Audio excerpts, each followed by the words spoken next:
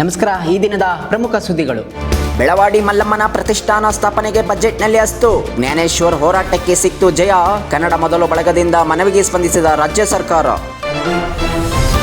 ಸಿಲಿಂಡರ್ಗಳ ಕೊರತೆ ಸಮಸ್ಯೆ, ಸದನದಲ್ಲಿ ಬಿಜೆಪಿ ಕಾಂಗ್ರೆಸ್ ವಾಕ್ಸಮರ.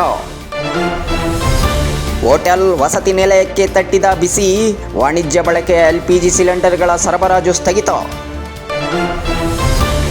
ಸೈಬರ್ ವಂಚನೆಗೆ ಚೀನಾದ ನಂಟು, ಸೈಬರ್ ಕಮಾಂಡೋ ಘಟಕದ ಕಾರ್ಯಾಚರಣೆ ವೇಳೆ ಇಬ್ಬರು ಸೆರೆ. ತಿಂಗಳಿಗೊಂದು ಸಿಲಿಂಡರ್, ಆಹಾರ ಸಚಿವ KH ಮುನಿಯಪ್ಪ ಸದನದಲ್ಲಿ ಭರವಸೆ. ಮಕ್ಕಳ ಅಶ್ಲೀಲ ಚಿತ್ರ ಇದ್ದರೆ ಜೈಲು ಖಚಿತ, ಮೊಬೈಲ್ ಸ್ಟೋರೇಜ್ ಬಾಕ್ಸ್ನಲ್ಲಿದ್ದರೂ ಅಪರಾಧ. ಕಿಡ್ನಿ ಕಸಿಗೆ 5,000 ನೋಂದಣಿ, ದಾನಕ್ಕೆ ಕುಟುಂಬಸ್ಥರ ಹಿಂದೇಟು, ಕಿಡ್ನಿ ಸಮಸ್ಯೆಗೆ ಒಳಪಡುವವರ ಸಂಖ್ಯೆ ಏರಿಕೆ. ಸೆಮಿಫೈನಲ್ಗೆ ಭಾರತ ವನಿತೆಯರು, ವಿಶ್ವಕಪ್ hockey qualifier, Navneet Kaur hat trick goal.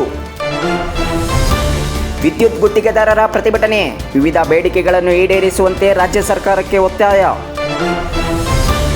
ದಯಾಮರಣಕ್ಕೆ ಅನುಮತಿ, ಹರೀಶ್ ರಾಣಾ ಪ್ರಕರಣಕ್ಕೆ ಕುರಿತು ಸುಪ್ರೀಂ ಕೋರ್ಟ್ ಮಹತ್ವದ ತೀರ್ಪು. ಮಾರ್ಚ್ 12ರಂದು ಒಳ ಮೀಸಲಾತಿ ಹೋರಾಟ ಸಮಿತಿಯಿಂದ ಪ್ರತಿಭಟನೆ, ಸ್ವತಂತ್ರ ಉದ್ಯಾನವನದ ಸುತ್ತಮುತ್ತ ವಾಹನ ಸಂಚಾರ ನಿರ್ಬಂಧ, ಮದ್ಯ ಮಾರಾಟಕ್ಕೂ ನಿಷೇಧ.